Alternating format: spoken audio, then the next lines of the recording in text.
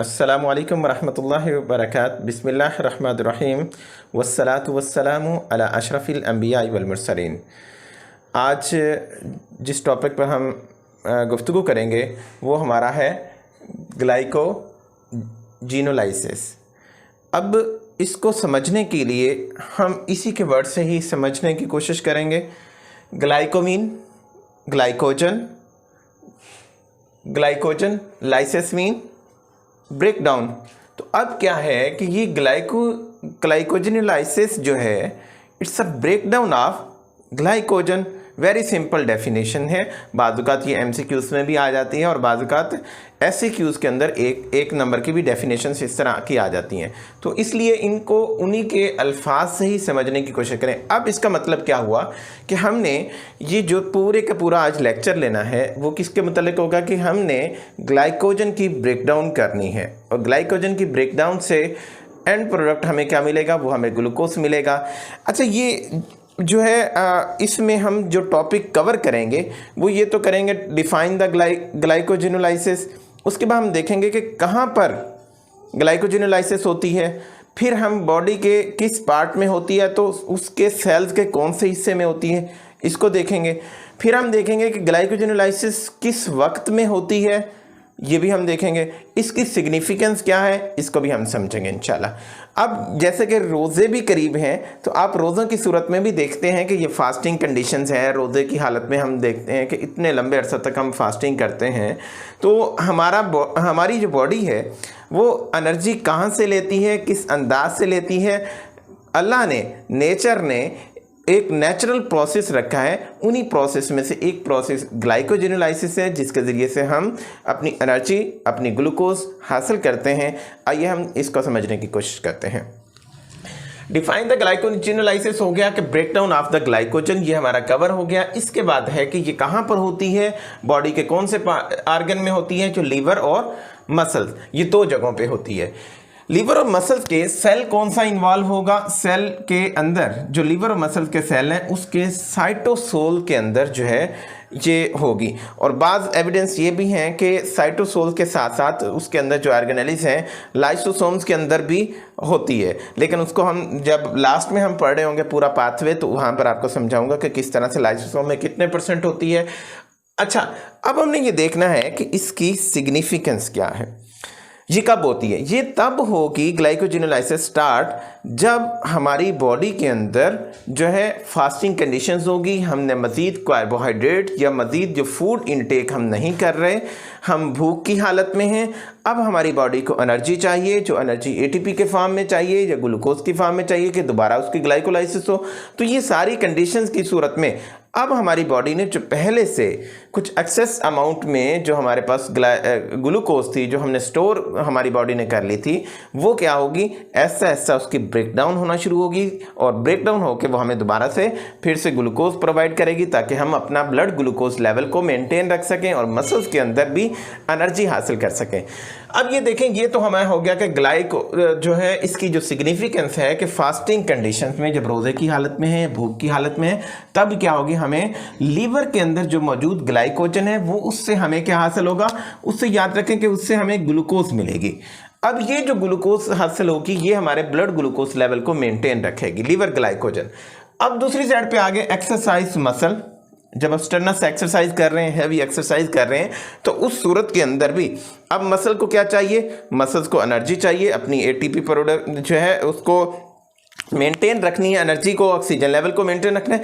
अब होगा क्या कि वहाँ पर भी क्या होगा, ग्लाइकोजन क्या होगी, वहाँ पर भी ब्रेकडाउन होगी। अब ग्लाइकोजन के ब्रेकडाउन होने से जो एंड प्रोडक्ट हमें, जैसे लीवर के अंदर थी ग्लाइकोजन के ब्रेकडाउन से ग्लूकोज मिला था, मगर यहाँ पर हमें ग्लूकोज नहीं हासिल होगा। ये बात आपने याद रखनी है। यहाँ पर हमें हासिल होगा ग्लूकोज 6 फास्फेट, क्योंकि ग्लूकोज 6 फास्फेट के ने जो कन्वर्ट होना था ग्लूकोज में, वो हमने पहले भी आपको बताया था। बहुत से हमारे मेटाबॉलिज्म के लेक्चर्स हैं, उसमें ग्लाइकोलाइसिस भी थी, ग्लूकोनियोजेनेसिस भी थी। मैंने आपको बताया था कि मसल्स के पास वो एंजाइम्स मौजूद नहीं है जो ग्लूकोज 6 फास्फेट को कन्वर्ट करेगा ग्लूकोज के अंदर। तो इसलिए जो एंड प्रोडक्ट होगा मसल्स की ग्लाइकोजन का, वो ग्लूकोज 6 फास्फेट होगा, और इस फॉर्म में हमें मसल्स को ATP भी मतलब कि एनर्जी हासिल करेगा, मगर ग्लूकोज, ब्लड ग्लूकोज को मेंटेन करने में मसल्स का कोई रोल नहीं होगा। इसके बाद हम देखते हैं कि कुछ रेगुलेटरी जो एंजाइम्स भी हैं, कुछ सब्सटेंसेस हैं, वो कौन कौन से हैं जो इस पूरे प्रोसेस को क्या करेगा, कंट्रोल कर रहे होंगे। उनमें से रेगुलेटरी एंजाइम्स में जो हमारे पास ग्लूकागान है जो लीवर के अंदर होता है, और एपिनेफ्रिन है जो लीवर और मसल्स दोनों में होता है। अब जो ग्लूकागान है वो मसल्स के ऊपर एक्ट नहीं करेगा, मसल्स के ऊपर उसका कोई रोल नहीं होगा, कोई रिएक्शन नहीं होगा। मसल्स के जो है ग्लाइकोजन की ब्रेकडाउन के अंदर या ग्लूकोज मेंटेन में उसका कोई रोल नहीं है। एपिनेफ्रिन बहरहाल दोनों के अंदर, लीवर और मसल दोनों में मौजूद होगा। अच्छा, इसके अलावा रेगुलेशन के अंदर एलोस्टेरिक रेगुलेशन भी होती है। अब एलोस्टेरिक रेगुलेशन क्या है, बस इसको अभी इतना समझ लें, आगे हम इसको मजीद जिक्र करेंगे कि एलोस्टेरिक रेगुलेशन क्या है। अच्छा, इसके बाद हमने ग्लाइकोजिनोलाइसिस का अब पाथवे स्टार्ट करते हैं। हमें समझ आ गई, डेफिनेशन भी समझ आ गई, उसके बाद कहाँ पर होती है ये भी समझ आ गई, सेल के कौन से पार्ट में होती है ये भी समझ लिया, इसकी सिग्निफिकेंस भी पता चल गई, इसके अलावा ये कब स्टार्ट होती है ये भी हमने समझ लिया। अब हमने नेक्स्ट था कि होती कैसे है ये सारे का सारा ग्लाइकोजन ब्रेक डाउन होने के बाद हमें एनर्जी, हमें ग्लूकोज, हमारे ग्लूकोज मेंटेन कैसे होती है। आइए हम इस प्रोसेस को समझते हैं कि ये 3 स्टेप्स के अंदर होगा। 3 स्टेप में सबसे पहले हमें ग्लाइकोजन को स्ट्रक्चर को अपने जहन में रखना होगा। ग्लाइकोजन का स्ट्रक्चर क्योंकि ट्री लाइक ब्रांच स्ट्रक्चर होता है जिसमें अल्फा 1,4 लिंकेज जो चेन के अंदर है, स्ट्रेट चेन है, और जो ब्रांच है, जो ब्रांच बनने में ये हमारे पास अल्फा 1,6 लिंकेज बना है। इसलिए मैंने इसको एक दूसरा डार्क भी किया हुआ ताकि सेपरेट हमें पता चले कि ये जब ब्रांच बनते हैं तो यहाँ पे अल्फा 1,6 लिंकेज और बाकी अल्फा 1,4 लिंकेज ही बनेगा। तो ये हमें ग्लूकोज का स्ट्रक्चर हमें पता चल गया। अब हमें पता है कि ग्लूकोज का स्ट्रक्चर को तोड़ने के लिए हमें अल्फा 1,4 को भी ब्रेक डाउन करनी पड़ेगी और अल्फा 1,6 की भी क्लीवेज करनी पड़ेगी।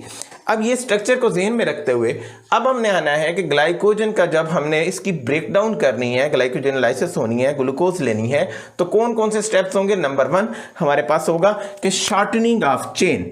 अब ये जो चेन थी इसको शॉर्ट होना है पहले नंबर पे। इसको भी मैं समझाऊंगा, इसलिए मैंने थोड़ा सा कम्प्लेक्स बनाने का मकसद ये था कि हम बात को अच्छी तरह से समझ जाएं। नंबर 1 ये हो गया। नंबर 2 अब रिमूवल ऑफ ब्रांच।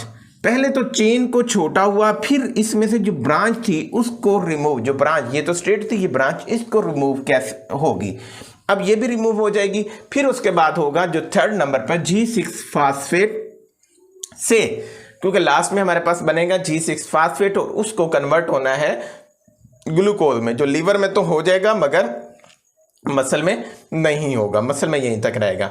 आइए हम उसको इन तमाम तीनों स्टेप्स को समझते हैं। अच्छा, हम यहाँ पर मैंने स्ट्रक्चर बनाया है कि ग्लूकोज का हमारा जो 6 रिंग स्ट्रक्चर है, ठीक है, हेक्सा जो है हमारा हेक्सोज शुगर है, तो ये हमारा स्ट्रक्चर है। लेकिन इसको मैंने बनाया है कि आसानी के लिए हमें क्योंकि समझना है असल में, तो इसको मैंने इसी अंदाज में राउंड सर्कल में मैंने इसको बना दिया है। तो इसलिए इसमें ये नहीं देखना कि ये ग्लूकोज कैसे हो गई, तो इसको मैंने इक्वल टू इसके इसलिए कंसीडर किया है कि ये सिर्फ समझने की हद तक है हमारी बात। अच्छा, ये हमारा ग्लूकोज का स्ट्रक्चर, ग्लाइकोजन का हमारा स्ट्रक्चर आ गया। पहला स्टेप हमने समझ रहे हैं शॉर्टनिंग ऑफ चेन। पहले तो ये हो गया हमारा। अब शॉर्टनिंग ऑफ चेन में होगा क्या, जो हमने पहले ग्लूकोनियोजेनेसिस पढ़ते आ रहे हैं, ग्लाइकोजेनेसिस पढ़ते आ रहे हैं, तो उसमें क्या कहते हैं, फास्फोराइलेशन होती है। अब यहाँ पे फास्फोराइलाइसिस होगी, ब्रेकडाउन होगी। अब उसकी नंबर 1 फास्फोराइलाइसिस होगी और उसमें एंजाइम्स जो रोल प्ले करेगा वो ग्लाइकोजन फास्फोराइलेज एंजाइम्स। ये 2 चीज़ें आपने याद रखनी है, एक तो फास्फोराइलाइसिस और ग्लाइकोजन फास्फोराइलेज एंजाइम्स के रिएक्शन के नतीजे में होगा क्या कि ये चेन जो है ये क्या करेगा, यहाँ से जैसे हमारे है अल्फा 1,4 लिंकेज है, इसको ब्रेक करता रहेगा। ये ब्रेक किया, ये ब्रेक किया, ये ब्रेक किया, यहाँ से भी ब्रेक किया। अब ये ग्लाइकोजन फास्फोराइलेज एंजाइम इनको ब्रेक करता जा रहा है। ब्रेक करके इसने क्या किया, उसी चेन को, हमारा जो लंबी चेन थी उसको क्या कर दिया, छोटा कर दिया। शॉर्टनिंग ऑफ चेन पहले नंबर पे इस तरह से ये हो गई। शॉर्टनिंग ऑफ चेन के फौरन बाद जो हमारा स्ट्रक्चर बनेगा शॉर्ट होके, वो देखें ये बन गया हमारा कि लंबी चेन थी अब शॉर्ट रह गई। अब शॉर्ट में ये होगा कि चेन के दोनों साइडों पर हमारा जो स्ट्रेट चेन है उसमें जो ब्रांच की दोनों साइड पे at the position of the branch ठीक है, चाहे वो ब्रांच साइड पर हो चाहे वो स्ट्रेट साइड पर हो, तो सिर्फ और सिर्फ ग्लूकोज के 4 रेजिड्यूज बाकी रह जाएंगे। अब ये 1 2 3 4, इसलिए मैंने इसको नंबरिंग कर दी है 1 2 3 4। इन 4 रेजिड्यू का बाकी जो रह जाना है, अब हम इसको जो नाम दिया जाएगा वो इस को नाम दिया जाएगा लिमिट डेक्स्ट्रिन। अब लिमिट डेक्स्ट्रिन जो है वो ग्लाइकोजन फास्फोराइलेज की ये कैपेबिलिटी नहीं है कि वो लिमिट डेक्स्ट्रिन को, मतलब कि इस शार्ट स्ट्रक्चर को मज़ीद ब्रेक डाउन करने, मतलब कि लिमिट डेक्स्ट्रिन को मज़ीद ब्रेक डाउन करने की उसके अंदर कैपेबिलिटी नहीं है। तो ये काम अब यहाँ तक ख़त्म हो जाता है। अब हमारा आता है दूसरा, रिमूवल ऑफ ब्रांच। अब ये जो स्ट्रक्चर के बाद, लिमिट डेक्स्ट्रिन के स्ट्रक्चर के बाद नेक्स्ट क्या होगा, नेक्स्ट हमारे पास ब्रांच को रिमूव करने के लिए अंडरस्टूड है कि हमारे पास एंजाइम आएगा, डी ब्रांचिंग एंजाइम। अब D branching enzyme dual function होता है, उसमें एंजाइम्स भी 2 हैं। एक एंजाइम का नाम है ग्लूकोसाइल ट्रांसफेरेज। अब इसको ट्रांसफेरेज के नाम से आपने आसानी से याद करना है, मतलब ट्रांसफेरेज ट्रांसफर, इससे याद रखें। और दूसरा हमारा अमाइलोज 1,6 ग्लूकोसाइडेज। अब ये डुअल फंक्शन है। अब पहला फंक्शन हम देखते हैं कि रिमूवल ऑफ ब्रांच में पहला फंक्शन क्या है जो डी ब्रांचिंग एंजाइम्स का है। ट्रांसफेरेज से हमने क्या कहा कि ट्रांसफर, मतलब कि यहाँ पर क्या होगा कि जो ये एंजाइम्स है यहाँ पर मौजूद अल्फा 1,4 लिंकेज जो थे, ठीक है, ये तो अल्फा 1,6 है, ये जो अल्फा 1,4 लिंकेज वाले ग्लूकोज रेजिड्यू को क्या करेगा, यहाँ से ट्रांसफर करके पहले से स्ट्रेट चेन के नॉन रिड्यूसिंग एंड पर क्या करेगा, इसको लाकर अटैच कर देगा। अब ये एक स्ट्रेट चेन बन जाएगी। इसका स्ट्रक्चर भी मैं नीचे आपको बताता हूं कि इसके बाद वाला जो स्ट्रक्चर हमें बनेगा वो कैसे होगा। अब ये इन 3 को, अब ये ग्लाइकोसाइल ट्रांसफेरेज के अंदर ये कैपेबिलिटी है कि ट्रांसफर करेगा इसे, इसलिए इसको ये कहते हैं कि 4x4 एक्टिविटी भी कहा जा सकता है, या इसको कहते हैं कि alpha 1 to 4 and alpha 1,4, alpha 1,4 to alpha 1,4 transfer, ये ट्रांसफेरेज से है। अब यहाँ से क्या हुआ कि ये ट्रांसफ़र होके, ये मैंने इसलिए एरो का निशान दिया है कि ट्रांसफ़र होके इधर आ गया, मगर उसके बावजूद भी जो अल्फ़ा 1,6 वाला ब्रांच्ड ग्लूकोज रेजिड्यू होगा वो हमारे पास ग्लूकोसाइल ट्रांसफेरेज एंजाइम से भी ब्रेक नहीं होगा। अल्फ़ा 1,6 ब्रेक नहीं होगा, सिर्फ अल्फ़ा 1,4 ब्रेक होगा, वो बाकी रह जाएगा। अब ये जो स्ट्रक्चर, इसके बाद जो स्ट्रक्चर हुआ यहाँ से ट्रांसफ़र होने के बाद, ये देखें मैंने इसलिए लिख दिया है कि 1 2 3 4 ये पहले वाले थे जो हमारा स्टेट के थे, और यहाँ से जो आए थे 2 3 4, ये सिर्फ नंबरिंग समझने के लिए मैंने आपको लगाई हुई है। ये नहीं है कि यहाँ पर आपने नंबरिंग लगा देनी, ये सिर्फ समझने की हद तक है हमारी नंबरिंग। अच्छा, यहाँ पर भी हो गया कि अब हमारे पास डी ब्रांचिंग के बाद, रिमूवल ऑफ ब्रांच के बाद जो दूसरी एक्टिविटी थी कि एक अभी तक भी ब्रांच तो हमारे पास रिमूव करनी थी दूसरे में, मगर ये ब्रांच का अल्फा 1,6 हमारे पास फिर भी मौजूद है ग्लूकोज रेजिड्यू। यहाँ पर क्या होगा कि दूसरा एंजाइम अमाइलोज 1,6 ग्लाइकोसाइडेज एंजाइम्स क्या करेगा, वो इस अल्फा 1,6 के लिंकेज को ब्रेक करेगा। ब्रेक करने के बाद ये जो ग्लूकोज रेजिड्यू है ये रिलीज हो जाएगा, और ये फ्री ग्लूकोज इसे कहेंगे, ये फ्री ग्लूकोज रेजिड्यू बन जाएगा, ठीक है, ये फ्रीली मूव करेगा।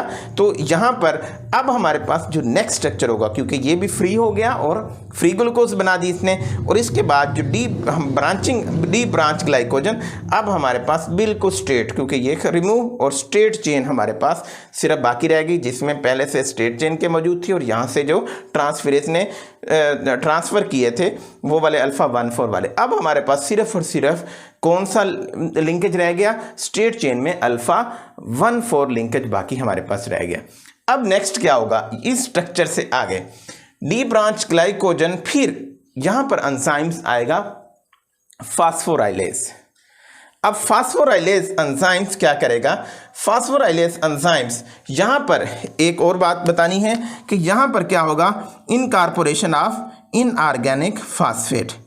अब इनऑर्गेनिक फास्फेट की इनकॉर्पोरेशन के नतीजे में यहाँ पर जो ग्लूकोज रेजिड्यू सिंगल हमें मिलेंगे, फास्फोराइलेज एंजाइम क्या करेगा, इसको मजीद इन सारे सिंगल कर देगा, सारे के सारे ग्लूकोज रेजिड्यू 1,4 को क्या करेगा, ब्रेक डाउन कर देगा। अब उसकी ब्रेक डाउन के नतीजे में हमें हासिल क्या होगा, नंबर 1 फ्री ग्लूकोज जो यहाँ पे मौजूद थी, और फ्री ग्लूकोज के साथ हमारे पास ग्लूकोज 1,6 फास्फेट की यहाँ से इनकॉर्पोरेशन ऑफ इनऑर्गेनिक फास्फेट थी, तो हमें ग्लूकोज 1,6 मतलब कि ग्लूकोज के कार्बन नंबर 1 पर एक फास्फेट ग्रुप अटैच हो गया। और यहाँ पे रेशो जो रफ रैंडम हम उसको कहते हैं कि कुछ बुक्स के अंदर जो इसकी रेशो लिखी हुई है कि यहाँ पर जो फ्री ग्लूकोज और ग्लूकोज 1 फास्फेट की जो रेशो बनेगी वो 8:1 इस तरह से। अगर आप ग्लूकोज 1 फास्फेट को ऐसे रखेंगे तो 8 आएगा और फ्री ग्लूकोज को इधर रखेंगे तो 1, यानी 1 और ये 8। इस तरह से जो है यहाँ तक हमारा प्रोसेस हो गया कि ग्लाइकोजन को ब्रेक होते होते हमारे पास ग्लूकोज 1 फास्फेट के रेजिड्यू अब तक मिल गए जो सिंगल सिंगल हमें मिल गए हैं।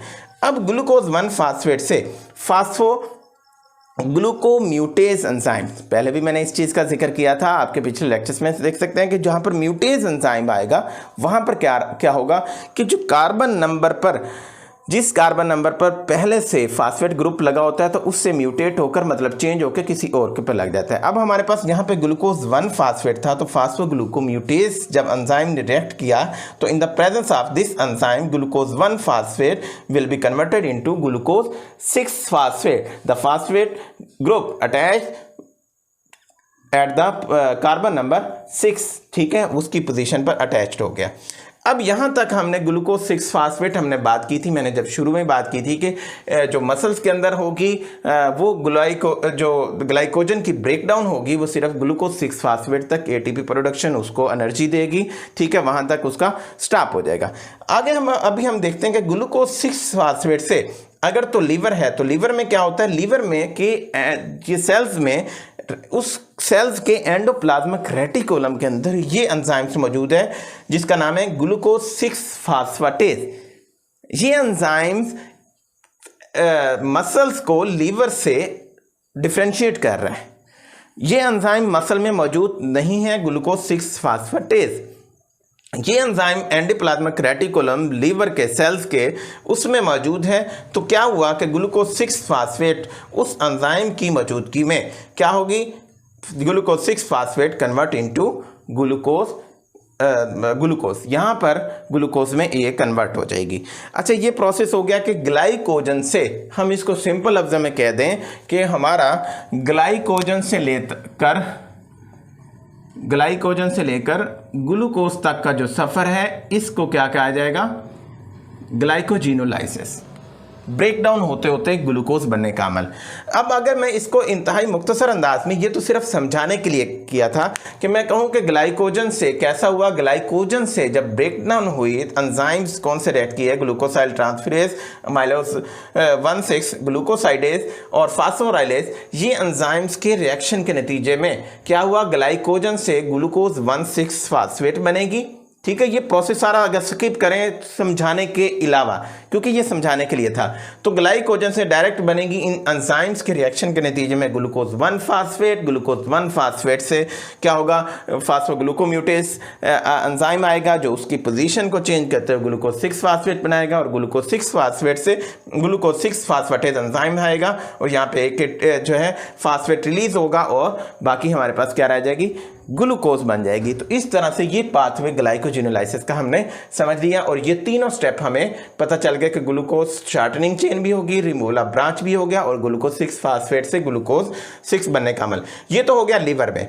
अब मसल्स में क्या होगा कि मसल में क्योंकि मैंने बताया था कि ये एंजाइम्स मौजूद नहीं है तो इसलिए मसल्स के अंदर क्या होगी, ग्लूकोज 6 फास्फेट से जहां पर जो इसका जो प्रोसेस स्टार्ट हो जाएगा वो मसल्स के अंदर ग्लाइकोलाइसिस का स्टार्ट हो जाएगा। ग्लाइकोलाइसिस के नतीजे में मसल क्या करेगा, एटीपी और एनर्जी हासिल करेगा। और लेकिन वहां पर क्योंकि दूसरे स्टेप में हमने देखा था कि हमारे पास यहाँ पे ये दूसरा स्टेप था, यहाँ पर हमें फ्री ग्लूकोज मिली थी, तो some of the free glucose will also be present in the pathway of muscle glycogen breakdown. तो इसके अंदर कुछ फ्री ग्लूकोज भी हमें मिल जाएगी। अच्छा, मैंने आपको बताया था कि कुछ जो पाथवे है हमारा वो लाइसोसोम के अंदर भी चलता है।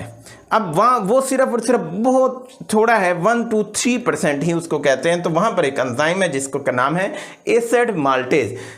यहाँ पर इस पाथवे को समझाने की सिर्फ और सिर्फ वजह ये थी कि हमने, क्योंकि नेक्स्ट हम पढ़ेंगे कि इन एंजाइम्स की वजह से ग्लाइकोजन स्टोरेज जो डिजीज़ हैं उसको भी हम जिक्र करेंगे, उसमें कौन से एंजाइम्स की डेफिशिएंसीज की वजह से कौन सी डिजीज़ होती है उसको जिक्र भी करेंगे। तो यहाँ पर अगर हम समझ लेंगे तो वहाँ पे हमारे लिए आसानी होगी कि एसिड माल्टेज एंजाइम्स हैं जिसकी वजह से लाइसोसोम के अंदर ग्लूकोज 6 फास्फेट कन्वर्ट होती है ग्लूकोज के अंदर। अगर ये एंजाइम डेफिशिएंट हो तो यहाँ पर हमारे पास डिजीज़ जो है हो जाएगी, उसे ग्लाइकोजन 2 डिजीज़ के नाम से है, उसका जिक्र हम बाद में करेंगे अपना ग्लाइकोजन स्टोरेज डिजीज़ के अंदर। अच्छा, अब हम ये प्रोसेस भी सारा का सारा समझ लिया। हमने यहाँ पर जिक्र किया था कि जो रेगुलेटरी कुछ सब्सटेंसेस हैं हम उनको समझने की कोशिश करेंगे। आइए हम देखते हैं कि कौन कौन से सब्सटेंस हैं जो ग्लाइकोजिनोलाइसिस और ग्लाइकोजेनेसिस को कंट्रोल किए हुए हैं।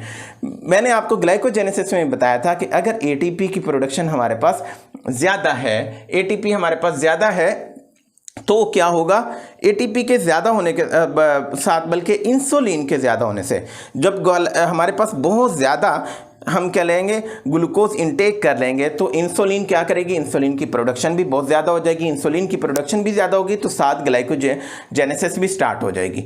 अब ये तो हो गया ये प्रोसेस के एटीपी हमारे पास है एक्सेस अमाउंट में है, उसके साथ साथ हमारे पास इंसुलिन एक्सेस अमाउंट में है तो ग्लाइकोजेनेसिस का प्रोसेस स्टार्ट होता है।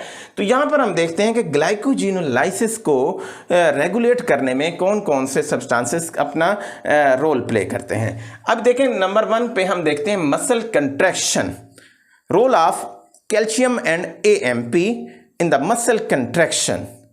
ठीक है, अब मसल कंट्रैक्शन के नतीजे में जब मसल कंट्रैक्ट करते हैं तो जाहिर बात है उनको क्या चाहिए, एनर्जी चाहिए। अब वहां पर क्या होती है, नर्व इंपल्सेस जनरेट होती हैं।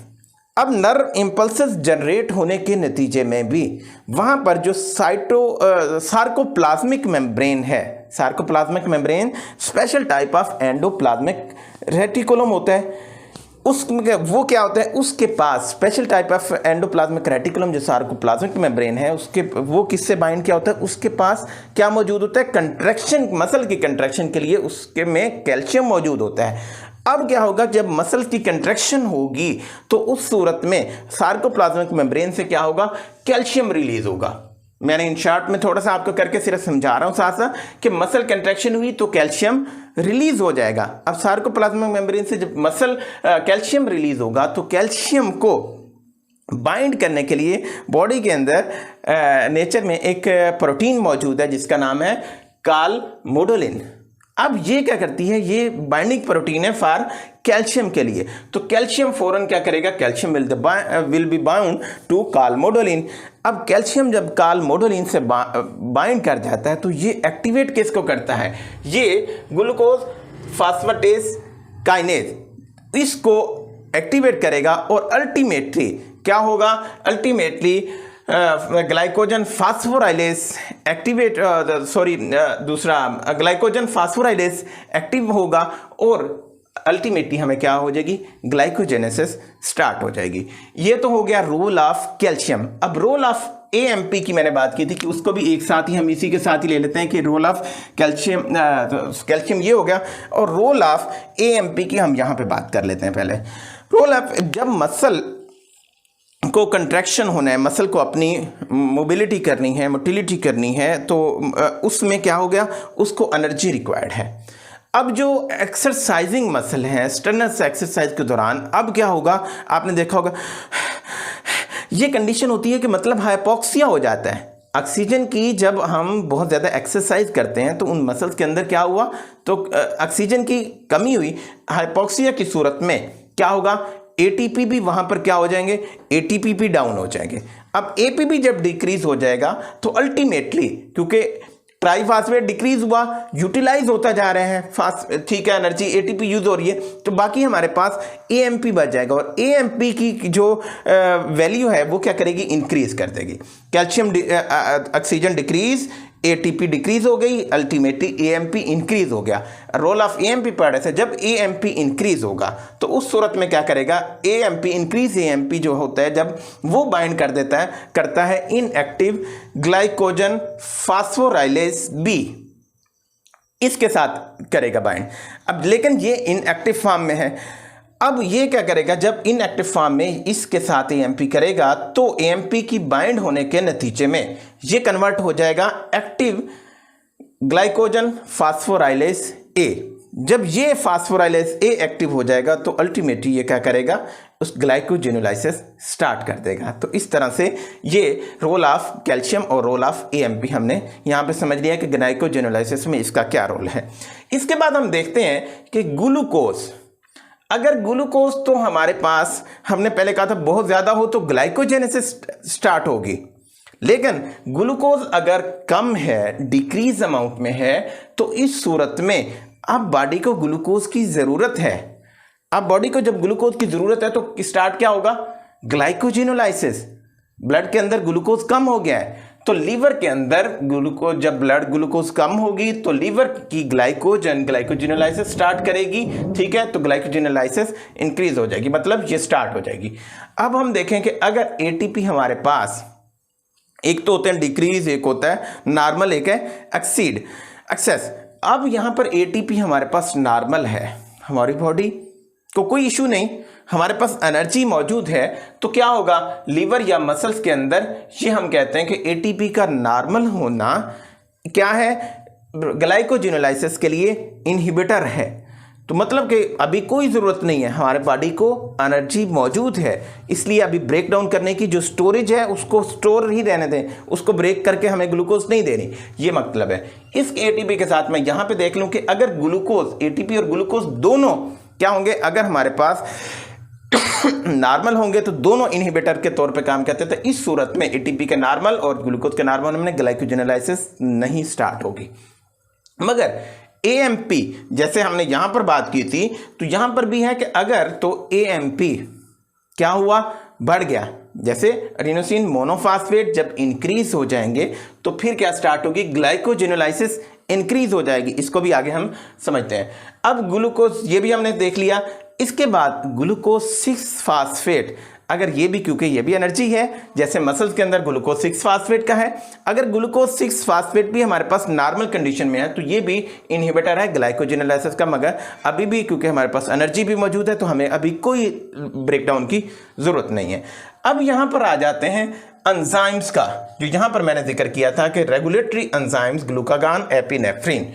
अब जो ग्लूकागान है, ग्लूकागान क्या करता है, ग्लूकागान इंक्रीज कर देता है साइक्लिक एएमपी को। अब साइक्लिक एएमपी एक सेकेंडरी मैसेंजर है किसका, ग्लूकागान, इंसुलिन, ठीक है, और एपिनेफ्रिन के लिए, किसका, ग्लाइकोजेनोलाइसिस के मेटाबॉलिज्म को रेगुलेट करने में इस cyclic AMP act as a second messenger. अब ग्लूकागान के जब मौजूद है, ग्लूकागान एक्सेस है, तो उसके नतीजे में साइक्लिक एएमपी भी एक्सेस हो जाएगी। जब साइक्लिक एएमपी एक्सेस होगी तो नतीजतन क्या होगा, ग्लाइकोजेनोलाइसिस स्टार्ट हो जाएगी। क्योंकि इसके अपोजिट देखें कि अगर इंसुलिन ज़्यादा है तो ग्लाइकोजेनेसिस स्टार्ट होगी, ग्लाइकोजेनेसिस। अगर ग्लूकागान, उसी का जो अपोजिट है, ग्लूकागान ज़्यादा है तो ग्लाइकोजेनेसिस नहीं, ग्लाइकोजेनोलाइसिस स्टार्ट होगी। अच्छा, ये भी हो गया। अब हम देखते हैं एपिनेफ्रिन, खास तौर पे इसका रोल होता है मसल्स में, मगर लीवर में भी मौजूद होता है।